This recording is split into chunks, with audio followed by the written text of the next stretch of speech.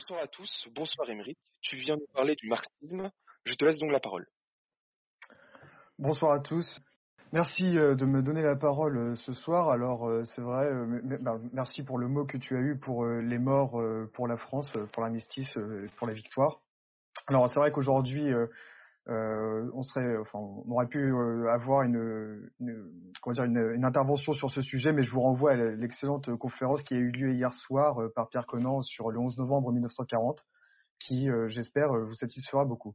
Alors ce soir, je vais vous parler d'un sujet qui n'a rien à voir, malheureusement. Je vais vous parler du marxisme, parce que c'est un cercle nécessaire à l'Action française. Alors évidemment, pas parce qu'on adhère au marxisme, ça va de soi, mais parce qu'on se doit de connaître les grandes idéologies de notre temps. Et comme l'a dit un grand homme, l'anticommunisme est à la droite ce que l'antifascisme est à gauche. Alors, je vous balance pas cette petite blague gratuitement, mais c'est vrai que on peut se rendre compte assez facilement de l'état d'ignorance de cette idéologie par le camp nationaliste et par la droite en général, en regardant en fait à quel point, par exemple, des gens à droite ou dans le camp nationaliste ont tendance à traiter de marxistes tout parti de gauche, avec par exemple la blague des verts qui sont verts extérieur et rouge intérieur comme les pastèques, ou qui voient chaque taxe, réglementation comme une mesure socialiste, alors que non. Être taxé à plus de 50% ne fait pas ne fait pas d'un pays un pays socialiste ou marxiste. Ça mène aussi à des anachronismes qui sont parfaitement évitables, pour des gens qui se veulent qui veulent appliquer l'empirisme organisateur. On voit par exemple des fois les gens inclure jusqu'à Robespierre dans le marxisme ou dans le communisme, même si j'admets que pour ce côté-là, les communistes le font aussi allègrement pour légitimer leur idéologie. Ça peut aussi mener à voir le marxisme uniquement par le prisme économique. C'est une confusion entre marxisme et collectivisme, par exemple. Et dans la même veine, ça peut nous mener à ne voir rien d'autre que l'antagonisme capitalisme-socialisme, ce qui revient en fait à de l'économisme, ce que nous refusons de faire à l'AF parce que nous sommes d'abord politiques et pas économiques ou économistes. En parlant de politique, c'est vrai qu'a priori, on pourrait se dire pourquoi faire un cercle sur le marxisme, puisque le marxisme en France, aujourd'hui, c'est peu reluisant. Je veux dire, ça pèse plus du grand chose. Si on prend tous les partis marxistes à proprement parler, donc PCF, PRCF, PCRF, Lutte ouvrière, ça vole pas très haut dans les sondages. Mais il y a d'autres, même s'il y a d'autres groupes à côté qui se revendiquent, qui gardent ça dans leur, sont plutôt, on va dire, marxiens plutôt que marxistes, comme les Antifa, le NPA ou la France Insoumise. En revanche, par contre, là où ça reste assez présent, c'est dans les syndicats. Qui ont un véritable pouvoir politique et ou du moins ce qu'on pourrait avoir un pouvoir vis-à-vis de nuisance, même de nuisance vis-à-vis de nous. Il y a aussi toute une influence, je vais pas dire marxiste non plus, mais marxienne dans tout ce qui est les études, constructivistes, la vision constructiviste, le postmodernisme, ce qu'on peut regrouper des fois dans le fameux et fumeux concept du marxisme culturel.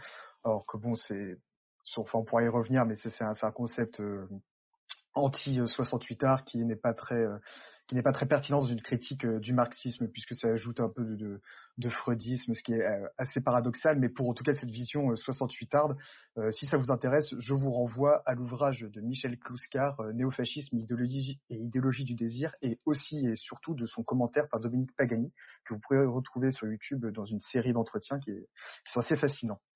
Alors, dans le monde, pour sortir un peu de la France, le marxisme est encore porté aujourd'hui dans son courant, majoritairement dans son courant maoïste par la Chine, et dans moi, ce que je considère une sous-branche du maoïsme dans le juchéisme avec la Corée du Nord. Il y a quelques niches aussi d'Amérique du Sud qui continuent de s'en réclamer ou de le porter, comme le Venezuela, même si ça concernait plus Chavez que Maduro, Cuba dans une autre mesure, et en Europe avec la Biélorussie, peut-être plus pour longtemps, qui est vraiment le dernier État soviétique à proprement parler. Bon, tout cela, si on fait un petit bilan comme ça à chaud, ça fait peu au regard de l'importance de cette idéologie en France et dans le monde, surtout à partir de la fin du 19e siècle, quand le marxisme devient le courant socialiste majoritaire, et jusqu'à la fin du 20e siècle. Cependant, elle mérite quand même de s'y intéresser parce que puis en plus parce que c'est un sujet des cahiers de cercle doctrinaux de la F, et comme ça, vous et moi, on pourra tous aller pointer au bureau politique et leur dire qu'on est très assidus. Alors, après cette introduction un petit peu trop longue, je vais essayer de me concentrer en fait sur deux aspects du marxisme que j'aimerais vous développer. Je pourrais pas tout aborder évidemment parce que c'est une idéologie tellement importante et totalisante que on pourrait pas la résumer en un seul cercle. On pourra parler à la fin, si vous souhaitez, de certains aspects que je n'ai pas abordés. Et je vous donnerai également peut-être ma propre bibliographie s'il y a des choses qui vous intéressent. Alors mon cercle s'articulera autour de deux axes. Ce sera une suite de deux grandes parties plutôt. D'abord un aperçu du socialisme pré-marxiste, de Saint-Simon jusqu'à Marx et même un petit peu après jusqu'à la Deuxième Internationale. Et puis d'un traitement du marxisme en lui-même. Mais là, j'ai fait un parti pris, ce sera surtout l'aspect anthropologique et philosophique, puisque ce sont surtout sur ces aspects que nous sommes en opposition avec Marx, même si évidemment sur le plan économique, on a un certain nombre de désaccords et d'oppositions, dont on pourra parler après. Alors, en ce qui concerne mes sources, j'ai utilisé un grand volume de Jacques Droz qui est intitulé Histoire générale du socialisme, l'ouvrage de Marcel van Linden, Le mouvement social, qui est assez récent, qui donne une bonne vision des influences, des multiples influences dans les trois internationales, enfin surtout dans les deux premières. Au niveau doctrinal, je me suis aussi beaucoup fondé sur Émile Durkheim, le socialisme, sa définition, ses origines, la doctrine saint-simonienne. Évidemment, j'ai dû me pencher sur le manifeste du Parti communiste de Karl Marx et de Friedrich Engels. Et aussi sur ce qui est de Karl Marx, j'ai complété avec divers travaux, notamment ceux de Charles Robin et de Michéa. Alors, on va pouvoir rentrer dans le vif du sujet avec la naissance et le développement du socialisme pré-marxiste. Alors, je vais me concentrer, comme je l'ai dit un petit peu avant, sur la période 1820, 1900, Première Guerre mondiale, peut-être jusqu'à 1919 pour aller vite. En fait, ce sera surtout une liste assez exhaustive de différents non exhaustive de socialistes pré-marxistes pour que vous puissiez voir d'autres visions du socialisme et surtout les points communs pour voir en fait comment d'une pensée on va dire assez nébuleuse entre plein d'auteurs qui des fois ont des liens entre eux, des fois pas, ça a acheminé vers une doctrine très établie et bien structurée. Alors, le mot socialisme, il apparaît en France en 1832 sous la plume de Pierre Leroux. En 1832, c'est le règne de Louis-Philippe. Pierre Leroux, c'est un polytechnicien qui désigne tout bêtement, c'est quand même beaucoup, mais l'idée que la société peut être organisée, planifiée par un ingénieur pour être plus juste. Vous voyez, donc là déjà, il y a c'est peu dit comme ça. C'est vrai que c'est assez court comme définition par rapport à ce qu'on peut trouver aujourd'hui dans différents dictionnaires. Mais je vous demande de bien retenir cette idée puisque on va la retrouver dans plusieurs penseurs. Alors Pierre Leroux, c'est un saint-simonien et c'est pas anodin, vous le verrez, parce que le saint-simonisme, c'est en quelque sorte la base matricielle du socialisme sur laquelle j'aimerais vous dire quelques mots. Alors très rapidement sur Saint-Simon. C'est un aristocrate français qui a vécu de la fin du XVIIIe siècle, deuxième moitié du XVIIIe siècle à la première moitié du XIXe siècle. C'est un progressiste qui approuve la révolution, mais qui vit un vrai choc sous la terreur parce qu'il est emprisonné et qu'il est ruiné par les mauvaises affaires. Il a suivi également des cours à Polytechnique après son emprisonnement. Il publie en 1820 un ouvrage qui s'appelle L'Organisateur. C'est un terme et une notion qu'on va beaucoup retrouver chez Leroux. Dans lequel il développe aussi le concept de philosophie de l'histoire. L'expression, on retrouve cette expression chez lui. Alors, c'est pas lui qui l'a inventé, ça, on en reparlera après, mais c'est aussi repris par d'autres socialistes, et notamment par le plus connu Marx. Il a une conscience d'une nouvelle époque, d'une époque critique, car pour lui, ceux qui dirigent ne sont plus adaptés aux conditions nouvelles. Il faut pour lui de nouveaux dirigeants pour que la société retrouve une bonne situation. Il faut des nouvelles élites, des industriels, des savants. Il aimerait en fait, dans ses propres termes, un parlement industrialiste composé d'ingénieurs, de biologistes, qui dirigerait de manière autoritaire une production collective. Donc vous voyez, là, on commence, même dès Saint-Simon, on commence à avoir des trucs, on commence à avoir des éléments qu'on va retrouver chez Marx. Alors, on parle évidemment plus de Saint-Simonien que de Saint-Simon lui-même, parce que ce sont surtout ses disciples qui vont répandre ces idées, parfois en les radicalisant, et qui vont tenter de les appliquer réellement à leur échelle. Ils fondent par exemple une nouvelle église saint-simonienne qui est dirigée par un père suprême, dont le plus connu qui s'appelle Prosper Enfantin, lui aussi polytechnicien très antilibéral, contre les élections, contre la propriété. Ils vont fonder des espèces de couvents casernes. Enfin, leur idéal, voilà, c'est le couvent pour les femmes ou la caserne pour les hommes. Ils créent un couvent à Ménilmontant où ils partagent les biens, sont en uniforme. Il y a même il y a même carrément la question de la mise en commun des épouses. Mais c'est un petit peu, comment dire, ils sont un peu trop, enfin faut dire, ils se retiennent un peu et font vœu finalement de chasteté pour éviter d'avoir à répondre à la question. Ils inquiètent, ils inquiètent tellement les autorités qu'en 1832 ils subissent un procès et à la suite de dettes doivent fermer le couvent. Mais comme on verra, ils vont avoir une grande influence au-delà de leur propre groupe. Alors, je passe dans le même temps sur les expériences utopiques anglaises et américaines du début du XIXe siècle parce qu'elles sont surtout expérimentales et qui n'ont pas abouti à une doctrine bien définie. C'est-à-dire que même si là, Saint-Simon, enfin, les Saint-Simoniens, c'est des expériences qui n'ont pas duré très longtemps, la base matricielle est là. Là, les gens comme Robert Owen avec New Harmony dans l'Indiana, si ça vous intéresse, c'est très intéressant, mais comment dire, vous pouvez voir après, on peut en reparler.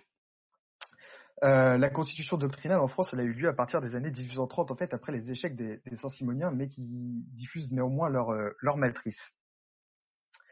En France, c'est un contexte économique et social assez particulier. C'est un peu plus tardif qu'au Royaume-Uni. Notre industrialisation, elle a eu lieu un peu après.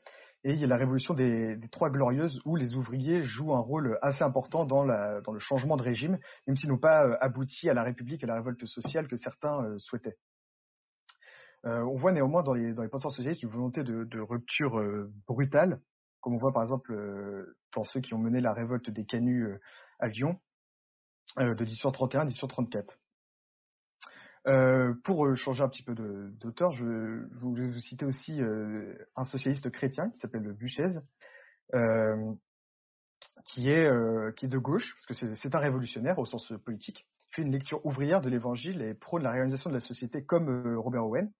Il appelle les associations ouvrières où le capital serait collectif au niveau de l'entreprise, pas national. Lui aussi est formé par les Saint-Simoniens et a même écrit dans un journal Saint-Simonien qui s'appelle Le Producteur. Alors là, bon, je fais un petit retour dans le temps, mais je voulais aussi vous parler de Fourier, évidemment, du tout début du XIXe siècle. C'est lui qui imagine la société idéale autour des phalanstères, si le mot vous dit quelque chose. Là aussi, on a une idée d'organiser selon les sciences, des sciences très dures, une hiérarchie. C'est pas du tout égalitaire. Mais tout de même, on retrouve l'influence de Saint-Simon. Alors, le capital il est divisé entre les habitants qui ont des dividendes. Pour lui, la société de son temps est une anarchie industrielle dans laquelle il faut mettre de l'ordre. Vous pouvez aussi retenir ça, on le retrouvera chez Marx. Alors, il ne se dit pas révolutionnaire, mais paradoxalement, il se dit pas révolutionnaire parce parce qu'il considère que les révolutionnaires ne le sont pas ou pas assez. Notamment sur le plan religieux. Ils voulaient créer une toute nouvelle religion. Alors c'est vrai que les révolutionnaires ont essayé, mais apparemment pour lui, c'était pas assez. Là aussi, sa société est organisée par les hommes, elle est produite par l'homme et elle est héritée. Elle est produite et donc pas héritée. Donc là aussi, on est dans une logique révolutionnaire. Il y a des essais de phalanstères dans les années 1830, mais là aussi, ce sont des échecs qui ne durent pas. C'est surtout des expériences qui ne durent pas très longtemps. Alors, on peut aussi citer par exemple Louis Blanc, qui se considère également comme un héritier des Saint-Simoniens, mais qui lui a une dimension, au contraire de Buchez, qui a une dimension nationale.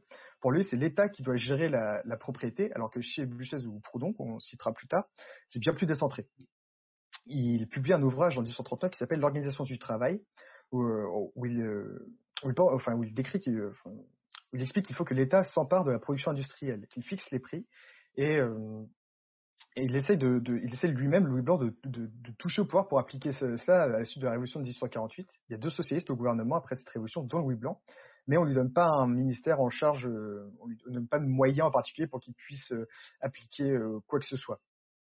Il y aura des essais d'ateliers sociaux financés par l'État, mais, le gouvernement de la Deuxième République les fait fermer très très vite et les révoltes d'ouvriers sont matés par l'armée. Alors, je l'ai annoncé, mais évidemment, on ne peut pas le citer puisque c'est le penseur pré-marxiste qui a encore beaucoup enfin, socialiste pré-marxiste qui a beaucoup d'adeptes, c'est Proudhon, évidemment, qui lui, au contraire de beaucoup de pré-marxistes qu'on a cités, qui se démarque de l'étatisme et du collectivisme. Il vient du monde ouvrier, il était typographe et il écrit un livre majeur en 1840 qui s'appelle « Qu'est-ce que la propriété ?» Alors, petit aparté, quand il dit la propriété c'est le vol, une phrase que vous connaissez très certainement, il parle de la propriété lucrative et pas de la propriété d'usage. La propriété lucrative, si on voulait, c'est celle qui vous ramène de l'argent parce que vous la possédez. La propriété d'usage, c'est plus tout ce qui va, c'est vos vêtements, votre maison, votre voiture. Il veut remplacer la propriété par ce qu'il appelle la possession. On considère que les ouvriers doivent posséder eux-mêmes leur outil de production, que chaque producteur, que chaque producteur soit maître de sa propre production. C'est pour ça aussi qu'il est contre la fonction publique, parce qu'il considère qu'en fait la fonction publique c'est un salariat mais d'État en fait, que le fonctionnaire et le salarié ont en commun de ne pas être maîtres de la production ni de leur outil. Alors pour lui, il prône une disparition de l'État, trop centralisé et autoritaire pour lui, et propose de réorganiser la société en partant du bas. Vous connaissez avec son projet d'association ou de fédération, enfin d'association, qui deviendrait du coup une fédération. Alors bon, je l'ai classé dans socialisme, même si évidemment aujourd'hui l'étiquette anarchiste lui est bien plus attribuée, mais je pense qu'il méritait d'être cité, surtout pour les contacts et les échanges assez virulents parfois qu'il a avec Marx. Alors le dernier que je voulais vous citer, qui lui aussi a toujours des adeptes et bon alors lui c'est pas vraiment un pré-marxiste puisqu'il est quasi contemporain de Marx de quelques années, c'est Bakounine. Alors lui c'est le seul étranger, enfin c'est le seul non français que je vous cite, mais je trouvais ça intéressant aussi pour le rôle qu'il joue dans la deuxième AIT, dans la deuxième internationale notamment. Alors c'est un Russe qui vient d'une famille aisée, mais qui est assez vite délaissé par son père à cause de ses choix de carrière. Il devient révolutionnaire comme Marx et Engels, par Hegel, je m'embrouille, grâce à sa rencontre en Allemagne dans les années 1840. Il se forme à la pensée socialiste avec des penseurs français comme ceux que j'ai cités. Alors, il se forme surtout avec Fourier, Blanc et Proudhon.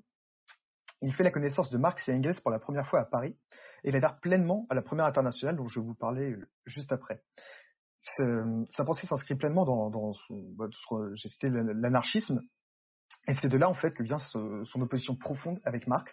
C'est-à-dire que pour lui, pour Bakounine, l'État est un mal absolu contre les prolétaires et qui considère qu'on peut même pas y avoir recours, même momentanément, pour arriver au communisme, ce que propose Marx par ailleurs. Lui aussi, par contre, c'est un collectiviste, au contraire de Proudhon, et il adopte une anthropologie, comme Marx, profondément sociale. C'est-à-dire que dans Dieu et l'État, un de ses ouvrages majeurs, il dit qu'en fait on peut être libre que si tous les autres hommes le sont. C'est pour ça qu'il est assez critique de Rousseau, dans le sens où, alors même si évidemment on pourrait se dire à la première lecture que Bakounine est une anthropologie contraire à l'anthropologie rousseauiste. En fait, c'est pas si exact que ça, puisqu'en fait il prend l'anthropologie rousseauiste et l'applique aux rapports sociaux. Donc je pense pas qu'on puisse dire que ces individus-là soient anti-rousseauistes, même si c'est encore sujet à discussion. D'ailleurs, il y a quelques articles sur Kern sur la question entre Rousseau et Marx qui sont assez intéressants, dont on pourra parler.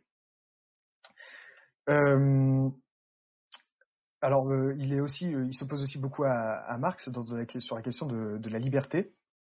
Que lui, c'est son idéal, même révolutionnaire et prioritaire, tandis que pour Marx, on verra plus tard avec l'idée du parti, etc., il y a une dictature, il y a bien une dictature momentanée, celle du prolétariat, et c'est là-dessus que Marx et Bakounine vont aussi beaucoup se confronter.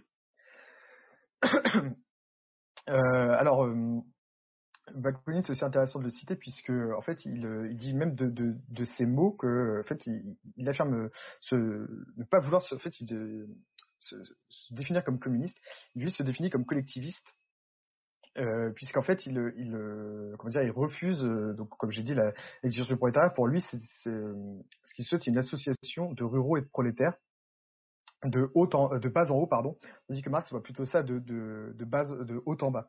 C'est-à-dire que l'instauration du communisme pour Bakounine partirait des associations de travailleurs et de paysans, tandis que pour Marx, ce serait le parti par l'État qui l'instaurait progressivement. D'ailleurs, j'en profite pour vous dire qu'au sujet du communisme, c'est comme pour le socialisme, Marx n'est pas l'inventeur du terme ou du mot. On voit dès le XVIe siècle en Europe des utopistes comme Thomas More ou des petites communautés dans l'espace germanique promouvoir la communauté de biens, le partage intégral des richesses. On peut aussi citer par exemple Gracchus Babeuf un peu plus tardivement et la conjuration des égaux en France à la Révolution. Bon, tout ça pour vous dire que là, ça fait un petit moment que je vous parle du socialisme et qu'on ne s'est pas penché sur Marx à proprement parler. En fait, voilà, c'était pour vous montrer les balbutiements de la pensée socialiste avant lui et même en fait après lui, mais ça sera plus, ça mériterait un autre cercle avec tout ce qui est l'anarcho-communisme, Kropotkin, etc. Avant tout, pour Marx, faut bien se mettre en tête que Marx vit au XIXe siècle. Le XIXe siècle, c'est par essence le siècle de la méthode scientifique. C'est le siècle où se développent en Europe toutes les sciences dures. La méthode scientifique dans les sciences dures, pardon. Il vit en plus dans l'espace germanique, où l'État prussien devient petit à petit l'unificateur allemand. Faut bien se rappeler que l'État, pour Hegel, qu'on citera, sur lequel on se penchera un petit peu plus tard, l'État, c'est le principe de la raison par excellence. Donc ça aussi, il faut bien se rappeler, il faut bien se mettre ça dans la tête, c'est que à l'époque de Marx, il y a un État qui devient unificateur, qui va réunir tout un espace qui n'avait pas été réuni auparavant. Il voit également l'industrialisation de plein fouet autour de lui. Alors, c'est au début du XIXe siècle et par les penseurs socialistes en fait par les penseurs socialistes français que le socialisme va se diffuser en Allemagne. On peut d'ailleurs c'est le premier groupe socialiste allemand et fondé en 1832 à Paris. Il y a beaucoup de Saint-Simoniens en fait quand ils ont dû fermer leur couvent, ont dû émigrer et certains sont allés en Allemagne qui ont beaucoup influencé les penseurs allemands. Marx, c'est vraiment le disciple intellectuel d'Hegel. Enfin, non, il n'a pas connu, mais il est influencé par Hegel, qui considère, comme j'ai dit, que l'État c'est le summum de l'organisation sociale, c'est la rationalité incarnée. Pardon. Alors Marx, pour revenir un petit peu plus à son milieu de vie, il naît dans une famille bourgeoise, comme vous le savez, et il va mener une vie errante avant de sortir d'Allemagne au début des années 1840, et il s'installe à Londres en 1849 jusqu'à sa mort. Il écrit le manifeste du Parti communiste en 1848 avec Engels, lui aussi le fils d'un industriel. Il faut savoir que ce manifeste est commandé par un groupe dont il fait partie qui s'appelle la Ligue des communistes. Un petit peu plus tard, Marx fonde ce qu'on appelle l'Association internationale du travail, qu'on retient aujourd'hui sous la Première internationale, et promeut une révolution mondiale. En fait, c'est une association qui organise les travailleurs d'Europe et un petit peu de là, mais surtout d'Europe à cette époque-là. Chaque pays a sa propre section nationale qui regroupe des syndicats. En gros, ça fonctionne avec des projets, des caisses de grève, c'est-à-dire qu'un syndicat va déposer à l'AIT un projet de grève, et si le projet est accepté, d'autres syndicats vont aider à financer pour que la grève tienne le plus longtemps possible. En fait, en général, ce sont des syndicats anglais qui viennent en aide aux syndicats continentaux parce qu'ils sont beaucoup plus riches, et c'est pour éviter l'immigration des travailleurs continentaux en Angleterre pour profiter de meilleures conditions salariales. À titre informatif, le premier dirigeant de l'Internationale, c'est Proudhon. Vous n'êtes pas sans savoir que je l'ai dit, mais que ça va beaucoup se confronter avec Marx, notamment sur la question de la collectivisation. Marx, d'ailleurs, est fondateur, et c'est lui qui va apporter une certaine universalité dans la doctrine au détriment d'autres courants. Et donc, c'est lui aussi qui a, avec l'idée de la révolution mondiale, la fin de l'histoire, ça vient aussi beaucoup de lui.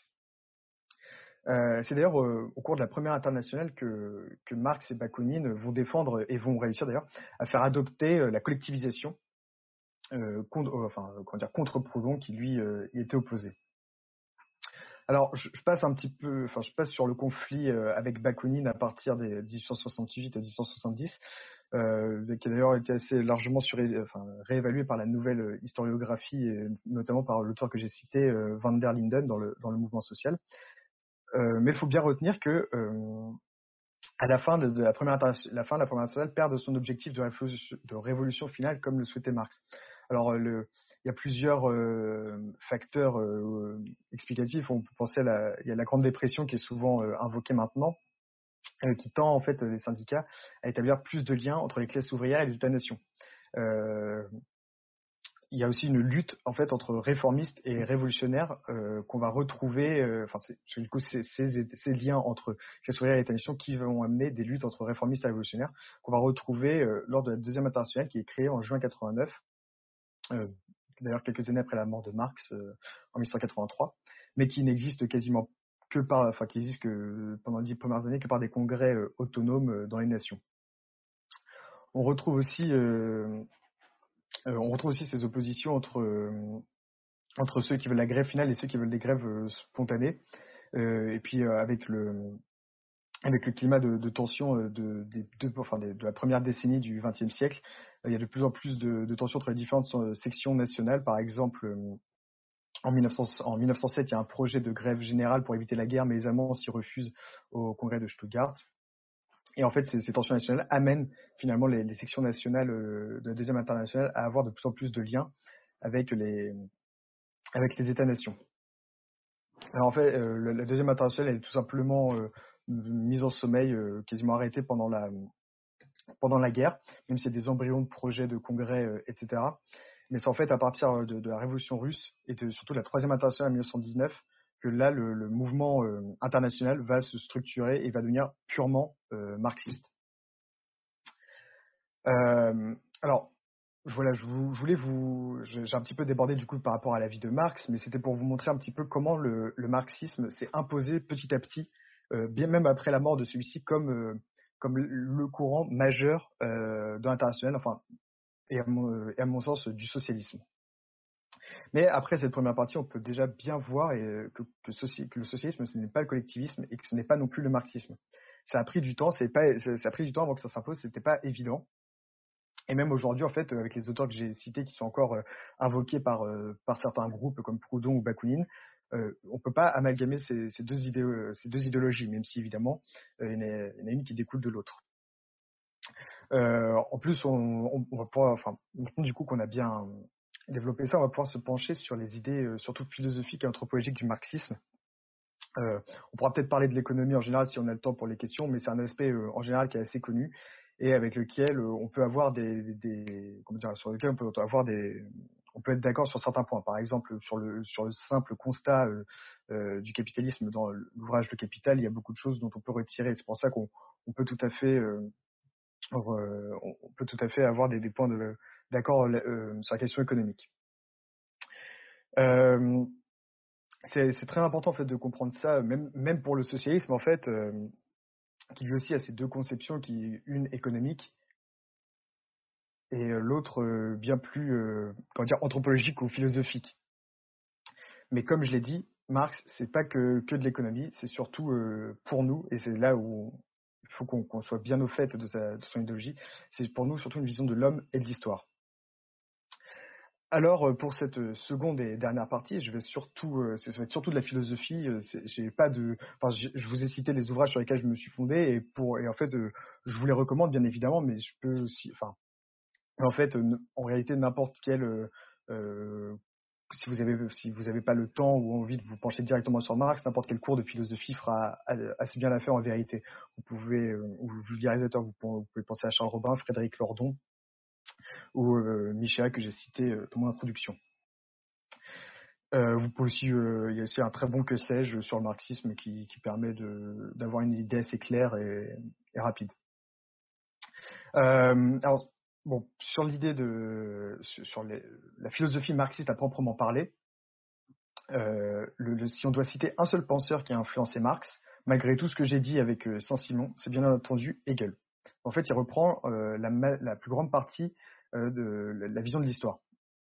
Alors, je vais devoir malheureusement vous faire un détour par Hegel, qui j'espère ne sera qu'un rappel pour la plupart d'entre vous. Alors, pour Hegel, l'histoire, c'est le lieu de déploiement de la raison universelle. Alors bon, c'est un gros mot comme ça, mais en fait, ça veut dire tout simplement qu'il existe une direction des événements, un sens de l'histoire qui ne s'accomplit pas au hasard. Il y a une ligne directrice, si on veut. Je vais vous prendre une image, c'est un peu comme un tapis déroulé qu'on déroule. En fait, lorsque vous déroulez le tapis, vous le déployez, c'est-à-dire que vous lui ajoutez rien, vous lui enlevez rien, mais en fait, vous déployez dans l'espace ce qu'il était. C'est en le déployant que vous le faites apparaître réellement. Et pour Hegel, c'est ça, l'histoire, c'est en se déployant qu'elle fait apparaître ce qui la guide. Et pour Hegel, c'est la raison. C'est pour ça qu'on parle d'une philosophie idéaliste. C'est l'esprit qui guide la matière. Alors, Marx reprend tout à fait cette idée de sens, de direction de l'histoire, mais contrairement à Hegel, Marx pense que c'est avant tout un principe matériel. C'est-à-dire, il le dit d'ailleurs, qu'il résume dans un phénomène qui est la lutte des classes. Alors, il le dit lui-même, l'histoire humaine est l'histoire de la lutte des classes. Alors, on retrouve ce concept de lutte, bien évidemment, chez Hegel, dans un sens toujours idéaliste, bien entendu, avec la dialectique et l'évolution conditionnée par le conflit. C'est-à-dire que pour Hegel, c'est du conflit, de l'opposition avec l'erreur que va naître la connaissance, la vérité. Il faut passer par le conflit avec l'erreur pour accéder à la vérité. Alors, donc chez Marx, c'est le conflit qui est moteur de l'histoire, là où chez Hegel, c'est plutôt le moteur de la connaissance et de la conscience. Mais ils ont ceci de commun que dans les deux cas, c'est un conflit. Et pour dépasser un conflit, donc chez Marx, un conflit de classe, il faut bien passer par lui. Alors, pour Marx, c'est surtout des rapports économiques qui guident l'histoire, et pour lui, il y a deux classes qui s'affrontent de tout temps. Alors, il les résume en prolétaires et propriétaires.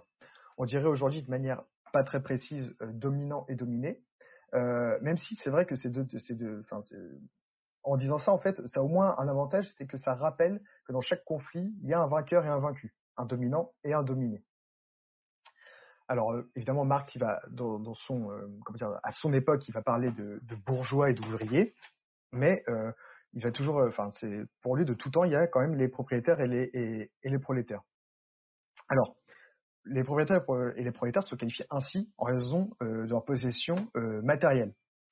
C'est pour ça qu'on parle pour Marx de matérialisme historique, ou de dialectique matérialiste, en ce sens que l'esprit et l'histoire sont guidés par la matière. Il n'y a pas pour Marx d'esprit supérieur du monde qui commanderait à la matière. Dans l'histoire de la philosophie, d'ailleurs, si ça vous intéresse, on appelle cette inversion le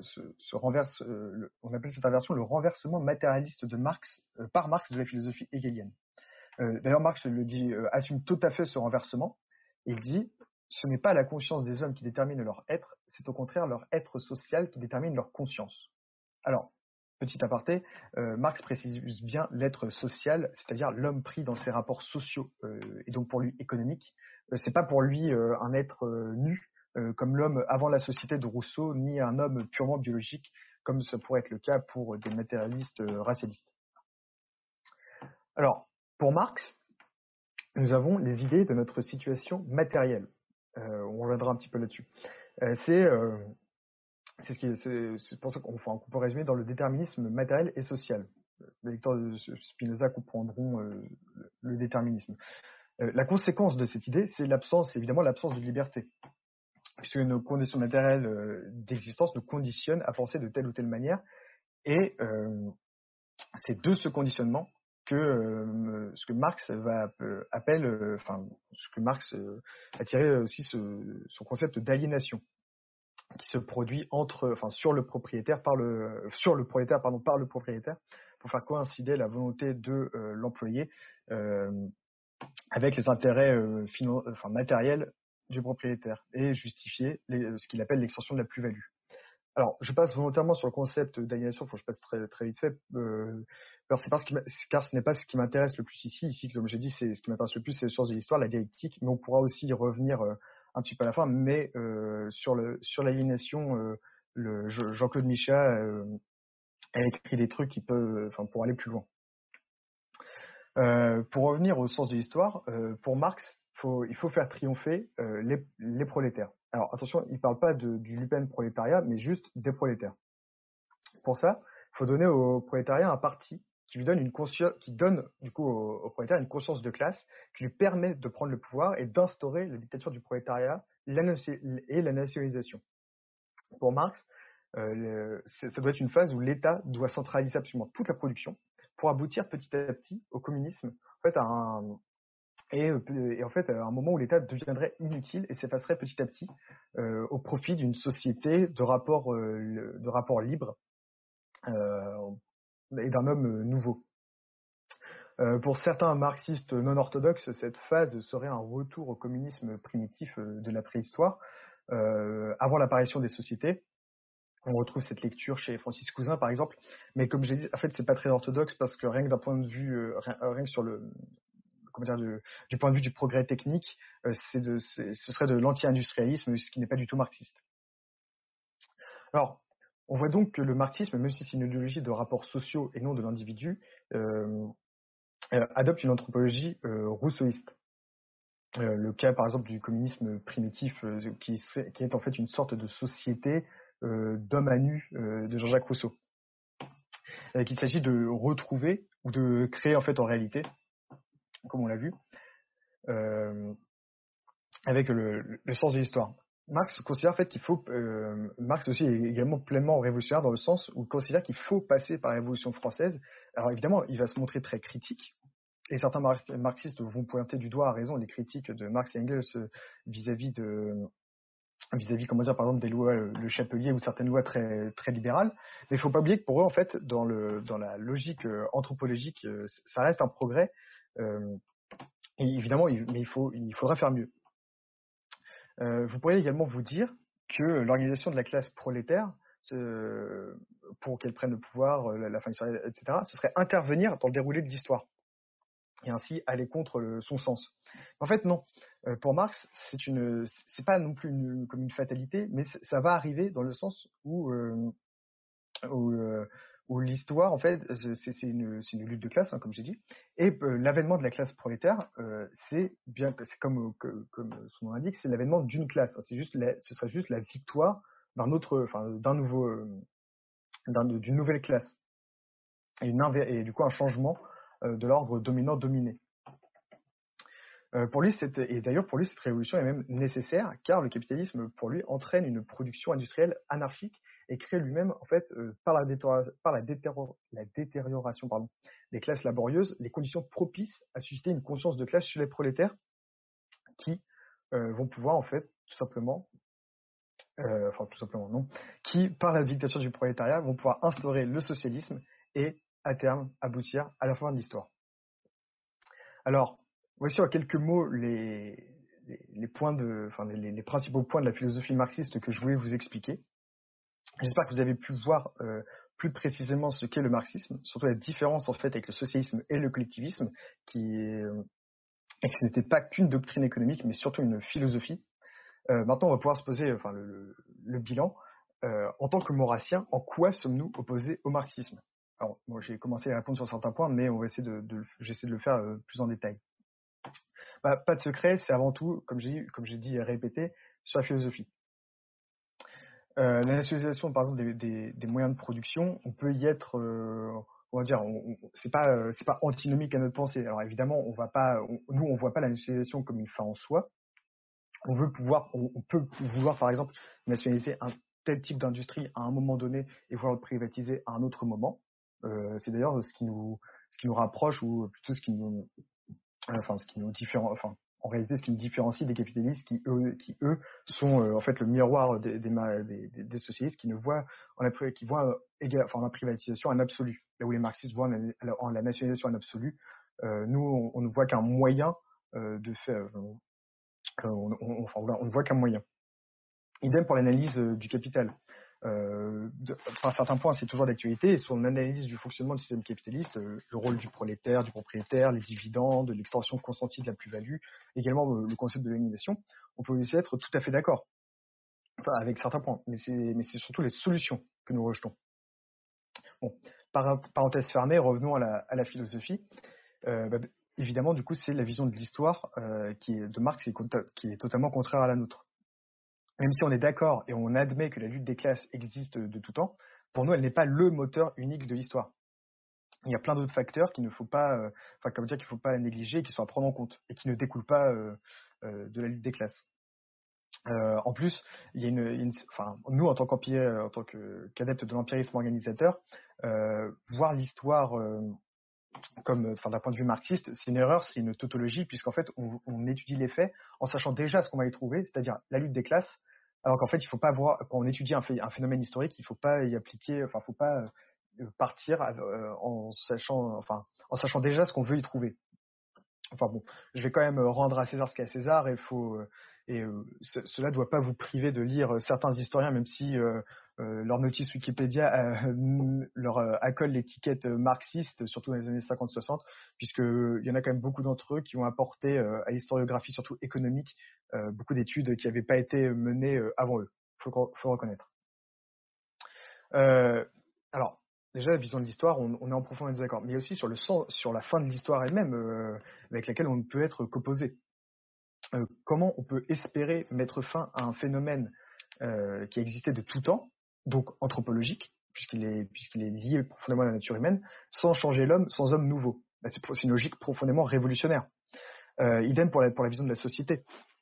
Même si ça c'est plus inhérent, on va dire, au socialisme, au sens philosophique toujours, hein, au sens général, l'idée qu'on peut créer, organiser, planifier la société et ainsi, enfin, qu'elle ne serait plus héritée et qu'elle serait un produit de l'homme, c'est contraire à l'anthropologie traditionnelle aristotélicienne et maurassienne, où la société est un fait de nature et où l'homme est un éternel débiteur vis-à-vis de cette dernière.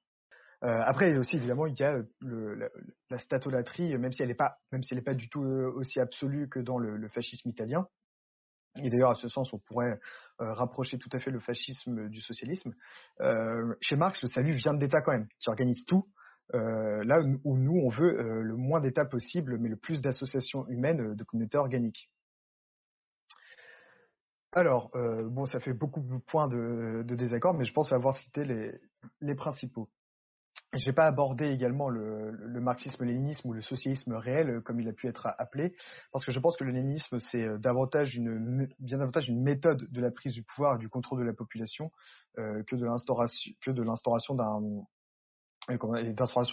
nouveau régime qu'une idéologie comme ou d'une philosophie comme celle de Marx. D'ailleurs, Enzo Sandré a dû en faire mention dans son cercle sur le coup de force. Il y a bien sûr évidemment d'autres courants marxistes depuis Marx. On peut citer il y a aussi les stalinistes, les anti-révisionnistes, les révisionnistes, les trotskistes, etc. Enfin, c'est toujours en évolution. Alors voilà, j'espère vous avoir apporté les clés pour être de meilleurs anticommunistes ou anti-marxistes. Mais rappelez-vous surtout qu'avant tout ça, nous sommes des nationalistes intégraux. Nous ne sommes pas dans une logique d'opposition pure. Nous portons une société, des institutions politiques qui existent en dehors de toute opposition au marxisme. En somme, pour faire écho à mon accroche, soyez de meilleurs anticommunistes que les communistes ne sont antifascistes. Je vous remercie de votre attention.